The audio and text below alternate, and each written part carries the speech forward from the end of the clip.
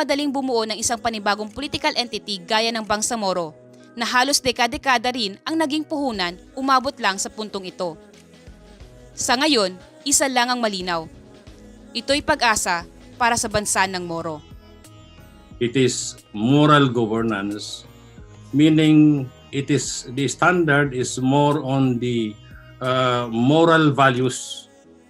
So yun ang pinopromote natin, yung moral values. Kasi ang tingin natin, mas mataas kaysa yung purely na good governance.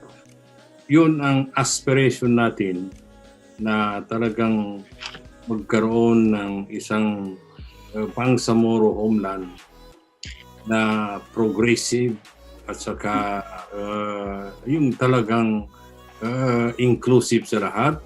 Hopefully we can realize that aspiration